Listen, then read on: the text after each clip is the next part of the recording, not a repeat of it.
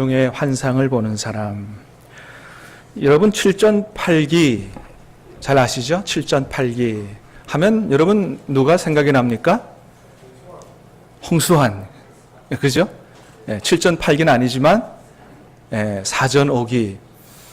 지금부터 40년 전 1977년도에 홍수환 선수가 파나마 출신의 이름이 참 어려워요. 카라스키야. 까레이스키도 아니고 카라스키야. 이 선수하고 복싱 시합을 했는데 2회에 4번 다운을 당했습니다. 완전히 끝났다고 생각했는데 3회 넘어가자마자 KO로 역전해서 이기는 그런 사전 5기의 신화를 일구어낸 사람이 바로 홍수환 선수죠. 그때 제가 초등학교 3학년이었는데 그 경기 봤어요. 그때의 그 감격이 지금도 눈앞에 선합니다. 얼마나 참 신나는지 마치 제가 이긴 것 같은 막 온 국민들이 다 그런 감동에 아마 휩싸였을 것이라 생각합니다. 여러분 그렇습니다. 몇 번이고 쓰러져서 이제는 도저히 가망이 없다. 완전히 끝났다. 이렇게 생각되는 사람이 다시 일어나서 승리하는 것을 볼 때 그거보다 더 큰 감동은 없을 거다. 그렇게 생각이 됩니다. 자, 그런데 여러분, 오늘 본문에는 그보다도 더 위대하고 감동적인 이야기가 기록이 되어 있어요. 그건 뭐냐 하면, 한 사람, 한 개인이 이렇게 사전오기로 다시 일어나는 게 아니고, 완전히 멸망했던 한 나라가 다시 일어서서 재건되는 이런 역사가 오늘 본문 안에 기록이 되어 있습니다. 어떤 나라 이야기입니까? 바로 이스라엘 역사 이야기죠. 이전에도 제가 말씀을 드렸습니다만은 이 스가랴서는 지금으로부터 2500년 전에 이스라엘 백성들이 바벨론 포로에서 돌아와서 성전을 재건하는 일과 관련된 그런 말씀이 바로 스가랴서 말씀인데, 수르바벨을 중심으로 이제 바벨론 포로에서 1차로 귀환한 사람이 한 4만 명 정도 됩니다. 이 사람들이 돌아와서 하나님의 명령을 따라서 무너져버린 성전을 다시 재건하기 시작했는데, 이게 쉽지 않은 거예요. 사마리아 사람들이나 여러 가지 이유, 여러 가지 방해 때문에 이 성전 재건이 16년 동안이나 중단된 채로 그대로 방치되어 있었던 것입니다. 그때 그 시점에서 하나님께서 바로 스가랴와 학개 스가랴 선지자 둘을 보내서 다시 중단된 성전을 다시 재건하도록 하는 그런 말씀이 바로 학개서와 스가랴서의 말씀입니다. 그렇게 하나님은 이 무너진 성전을 재건함으로 말미암아 이스라엘이라고 하는 나라, 국가를 재건하는 이 위대한 일에 바로 학개와 스가랴를 팀으로 해서 보내신 거죠. 혼자만 보낸 게 아니고, 혼자만 일하는 게 아니고 팀으로 같이 가서 일해라. 그렇게 보내셨어요.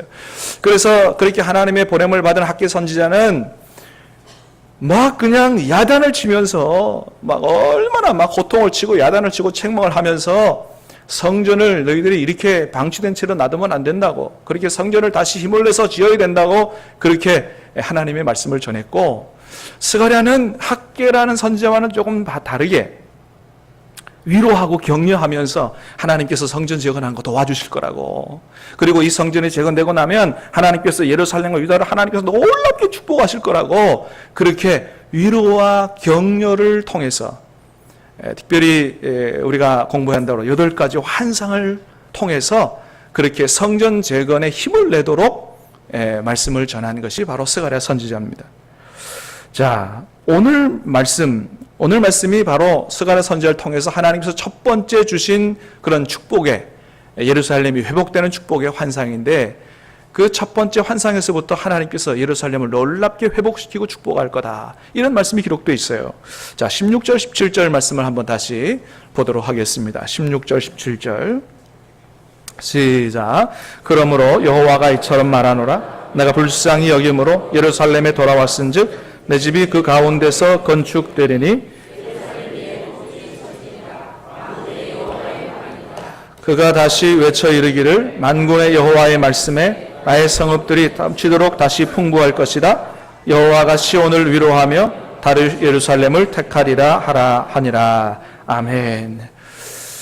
예, 무너졌던 예루살렘 성전, 다음에 중단됐던 그 성전 재건을 다시 하고 성전을 재건함으로 말미암아 하나님이 놀랍게 이스라엘을 축복한다, 그런 말씀이 기록되어 있는데, 사랑하는 여러분, 올 한 해 사시면서 꼭 해야만 하는 일들, 꼭 이루어야만 하는 일들 중에서 여러 가지 이유로, 이런저런 이유로 중단됐던 일들이 있습니까? 간절히 바라기는 오늘 하나님이 주시는 은혜로 말미암아 그 일이 다시 시작될 수 있게 되기를 바라고, 또한 이루어짐으로 말미암아 하나님의 놀라운 축복을 받게 되는 그런 여러분 되시기를 주님의 이름으로 축복합니다. 그래요.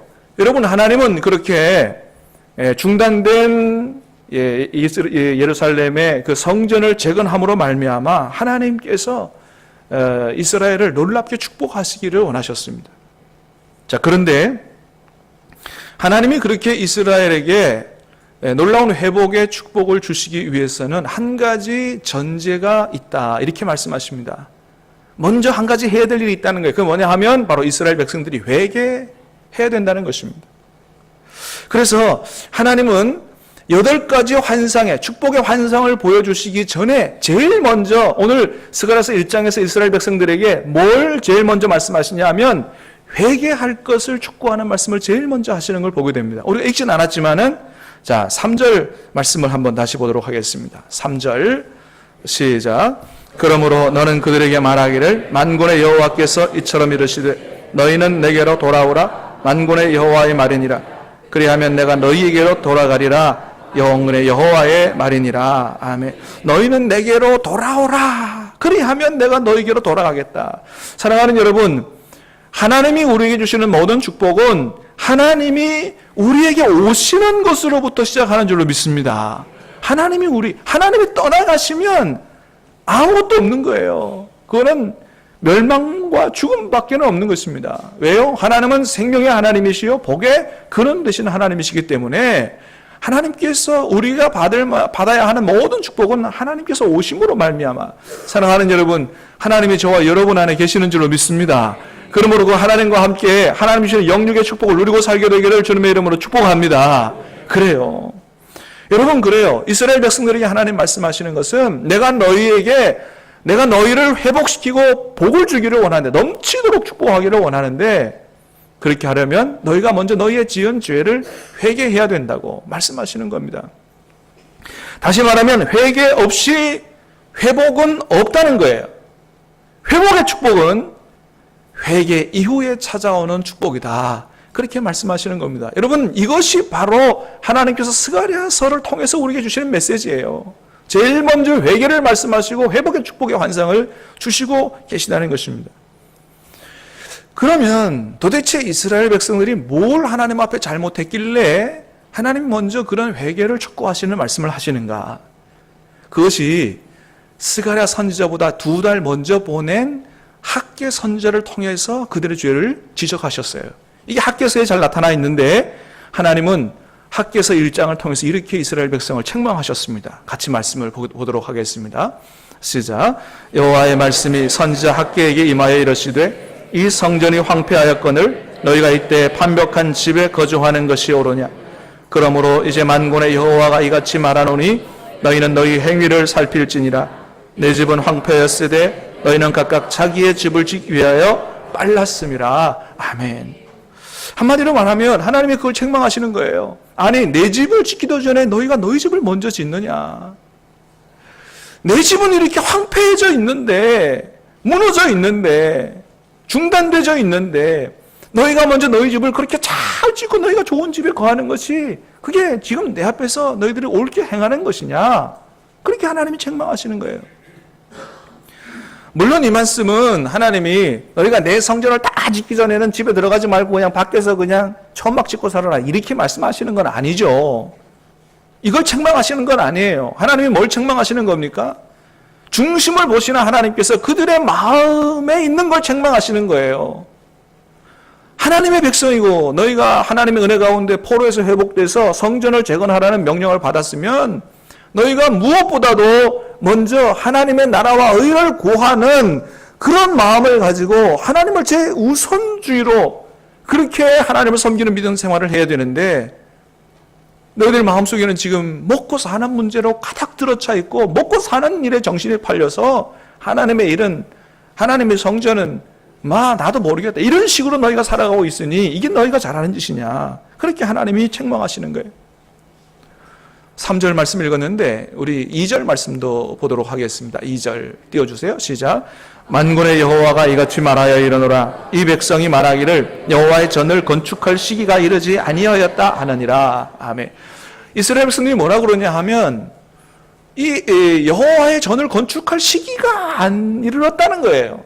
이 하나님이 다 듣고 말씀하시는 겁니다. 여러분, 여호와의 전, 하나님의 성전을 건축할 시기가 이르지 않았다면 왜 하나님이 성전을 건축하라고 말씀을 하셨겠느냐는 거예요. 그러니까 무슨 말입니까? 이스라엘 백성들이 지금 다 핑계를 대고 있는 거예요. 핑계를 대고 있는 거예요. 그러니까 성전을 재건하고 먼저 하나님 앞에 믿음을 바로 하는 이런 일보다는 그들에게 그거보다 더 중요한 일들이 있었는데, 그 뭐라고요? 먹고 사는 일. 먹고 사는 일이 더 먼저였다는 거예요. 그게 더 중요했다는 거예요.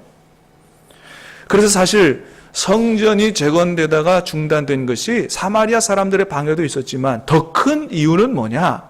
그건 바로 그들이 하나님의 나라와 의를 구하기보다 자기 먹고 사는 일을 먼저 구한 우선순위가 완전히 잘못되어 있었다라고 하는 것을 하나님이 책망하시는 것이죠. 여러분, 그렇습니다. 하나님은 우리가 어떻게 살기를 원하십니까?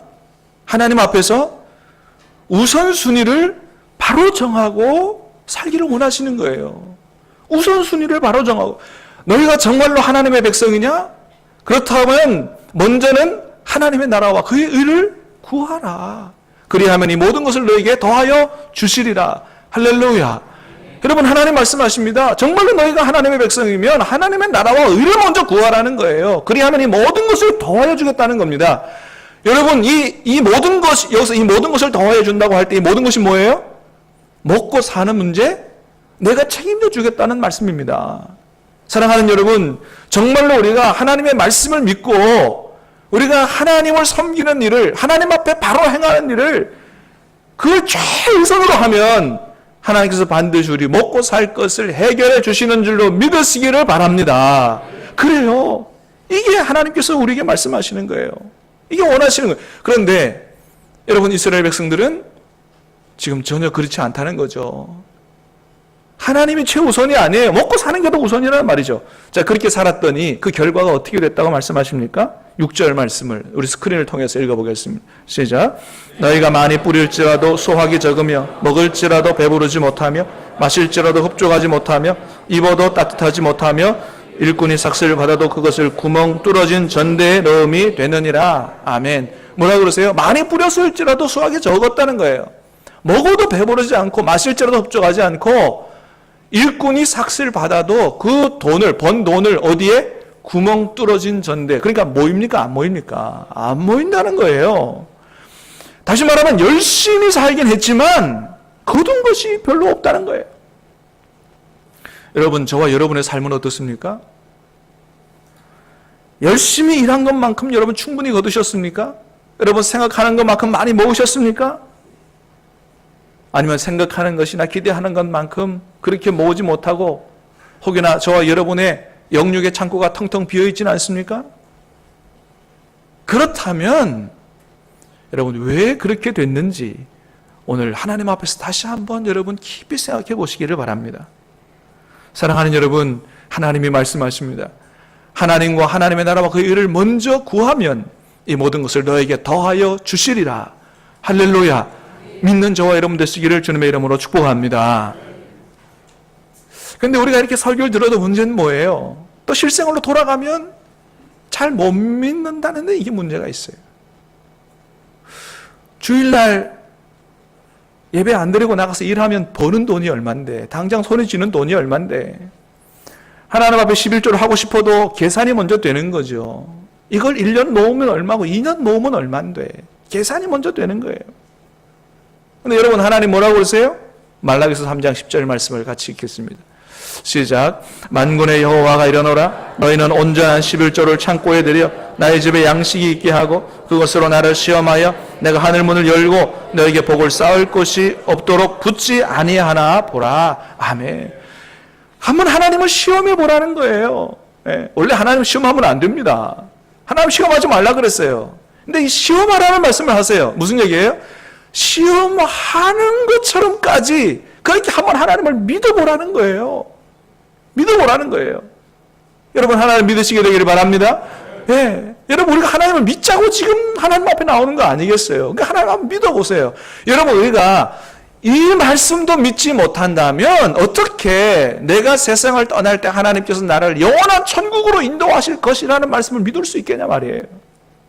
하나님이 이 세상에서 주시는 축복의 말씀도 못 믿는데 어떻게 영생에 대한 축복의 말씀을 믿겠냐 말이에요. 사랑하는 여러분, 간절히 바라기는 여러분 영생에 대한 축복을 누리기 전에 먼저 하나님께서 이 세상에서 약속의 말씀대로 부어주시는 축복을 누리고 살게 되기를 주님의 이름으로 축복합니다. 예, 우리가 이 세상에서 먼저 하나님의 복을 누려야 약속대로 하나님이 지켜주시고 하나님께서 복을 주신다는 것을 경험해야 영생에 대한 것도 하나님 그 믿음으로 바라볼 수 있지 않겠어요? 그렇습니다. 그렇게 하나님께서 회개를 촉구하셨는데 회개하고 우선순위를 바로 정하고 하나님께로 돌아오는 이스라엘 백성들에게 하나님의 회복의 축복을 약속해 주시는데 말씀으로만 안 하시고 8가지 환상을 통해서 축복을 약속을 보여주셨다는 거죠. 제일 먼저 오늘 본문 우리가 읽은 말씀 화석류 나무에 선 사람의 환상을 보여주셨어요. 8절 말씀을 보겠습니다. 시작. 내가 밤에 보니 한 사람이 붉은 말을 타고 골짜기 속 화석류 나무 사이에 섰고 그 뒤에는 붉은 말과 자줏빛 말과 백마가 있기로. 예, 한 사람이 붉은 말을 타고 골짜기 속 화석류 나무 사이에 섰다 그랬어요. 화석류 나무 사이에 선 사람의 환상을 보여주셨어요. 이 화석류 나무는 히브리 말로 하다스 나무 이렇게도 불려집니다. 하다스 나무. 이 나무는 이스라엘 백성들이 초막절을 지킬 때 초막을 지으라고 하나님 말씀하셨는데 이 초막을 짓는 4가지 나무 중에 한 나무가 바로 화석류 나무예요.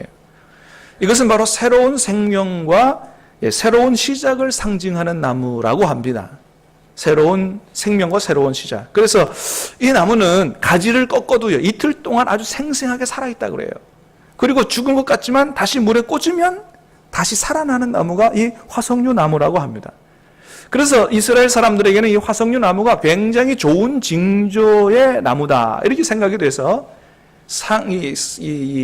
상가를 개업할 때 뭘 사가지고 가느냐 하면 이 하다스, 이 화석류 나무를 사가지고 간다 그래요. 선물로. 그리고 이 화석류 나무 하면 생각나는 사람이 한 사람 있습니다. 그건 누구냐 하면 바로 에스더입니다. 왜냐하면 에스더의 히브리식 이름이 바로 하다사, 하다스에서 온 이름이기 때문에 그래요. 그래서 에스더는 자기 이름답게 이스라엘 백성들, 하만의 계략에 의해서 다 죽을 수밖에 없는 이스라엘 백성들에게 생명을 주는 축복의 통로가 된 것이 바로 에스더이죠. 자, 그런데 여러분, 이런 좋은 징조의 환상을 하나님이 언제 보여주셨다고 했습니까? 내가 언제 봤어요? 밤에 보니 그랬습니다. 여기서 말하는 이 밤은 물론 시간적 배경이지만 그러나 이 밤은 그 당시에 이스라엘 백성들의 정치적, 영적, 정신적 상황을 보여주는 것이기도 합니다. 당시 이스라엘 백성들은 하나님의 백성으로서의 삶의 목적과 방향을 잃어버린 채 영적으로, 정치적으로, 정신적으로 아주 피폐한, 침체된 그런 삶을, 영적인 어두운 밤을 지나는 그런 삶을 살고 있었습니다. 그런 가운데서 스가랴는 하나님이 보여주는 축복의 환상을 보게 된 것입니다. 할렐루야. 여러분 그래요. 여러분 인생 중에 깊은 밤을 지나고 계시는 분이 계십니까?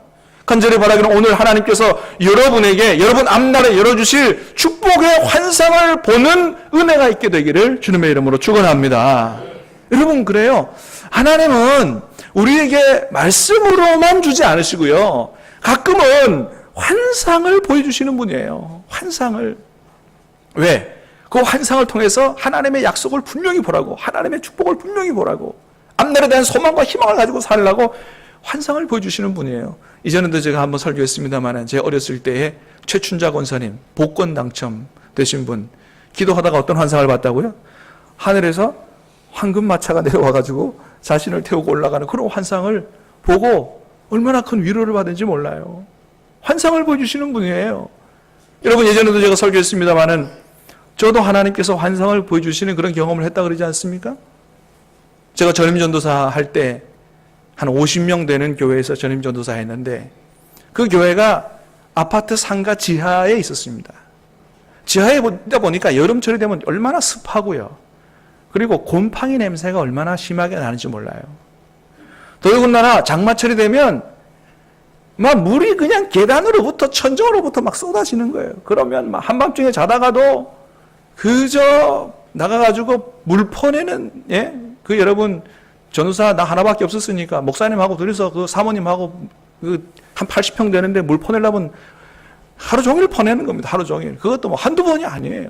장마철만 되면 가서 물 퍼내느라고. 그러다 보니까 좀 불평 아닌 불평도 있었습니다. 내가 일을 하고 신학을 했나? 물 퍼내려고 내가 오물 다 뒤집어 쓰고.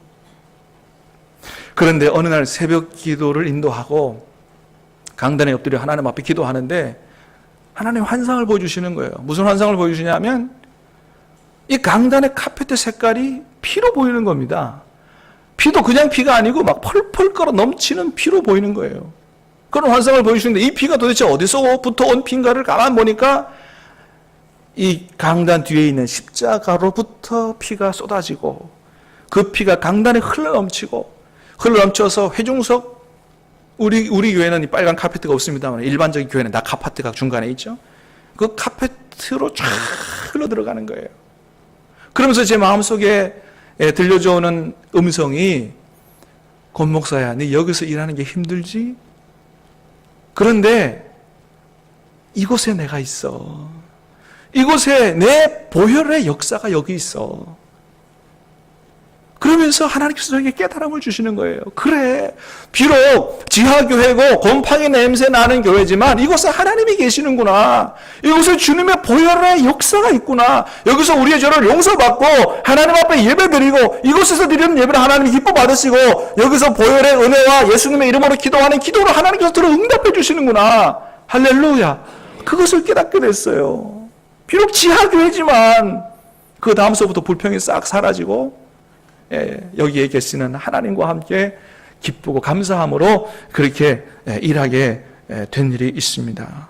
여러분 그렇습니다. 하나님은 때로 우리에게 이런 환상을 통해서 큰 깨달음을 주시기도 하고 또는 고난 중에 있는 우리 성도들에게 여러분 위로와 격려와 세임을 불어넣어 주시는 분이 바로 우리 하나님이시라는 거예요.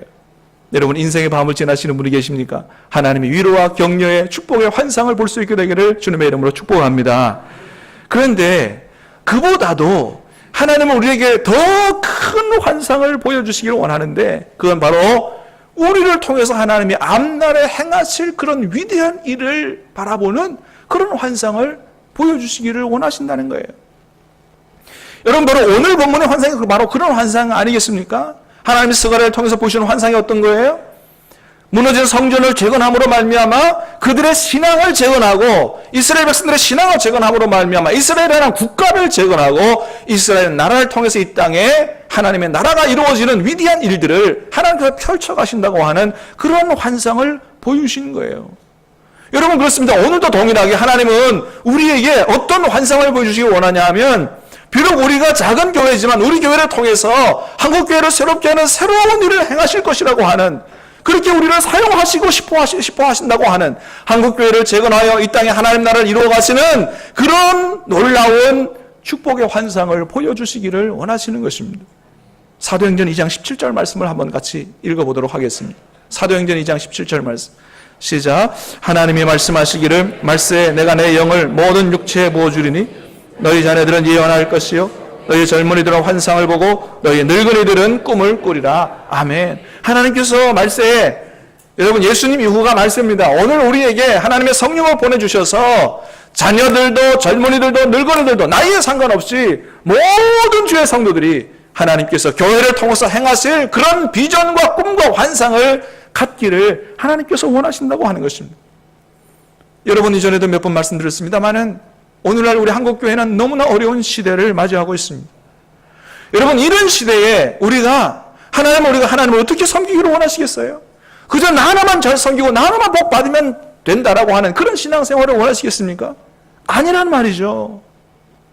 어떻게 보면 반쯤 무너져가는 이런 한국교회가 다시 재건되고 다시 우리의 신앙이 새롭게 됨으로 말미암아 한국교회를 통해서 다시 하나님께서 영광을 받으시고 이 나라가 복을 받으며 그리고 세계 선교를 마무리하는 일에 우리 한국교회와 우리나라가 귀하게 쓰임받는 그런 것을 원하시는 그것이 바로 하나님의 뜻이 아니겠느냐 하는 것입니다. 여러분 정말로 하나님께서 우리 한국교회를 다시 세우셔서 정말로 이 세계 가운데 하나님의 나라를 이루어 가시는 일에 귀하게 쓰시고자 하시는 그런 계획을 가지고 계신다면 하나님께서 어떻게 하시겠어요? 어떤 한 목회자에게 어떤 한 교회에게 하나님께서 그렇게 행하실 꿈과 비전과 환상을 보여주실 것이다. 할렐루야. 사랑하는 여러분, 우리 교회가 그런 은혜를 받는 교회가 될 수 있게 되기를 주님의 이름으로 축복합니다. 그래서 어떤 한 교회는 그런 꿈과 환상을 가져야 되는 거예요. 하나님께서 우리를 통해서 한국교회를 새롭게 하는 정말 한국교회가 닮아갈 수 있는 그런 모델이 될 만한 교회를 세우고 그리고 이 교회를 통해서 한국교회를 새롭게 하고 한국교회를 통해서 하나님께서 이 땅에 하나님의 나라를 이루어 가시는 다시 이 땅에 떨어진 하나님의 영광이 높이 들려지고 모든 사람들이 하나님을 바라보고 하나님을 찬양하는 그런 날이 오기를 간절히 소망하는 기도하는 환상에 사로잡힌 그런 교회가 있어야 하는 것입니다.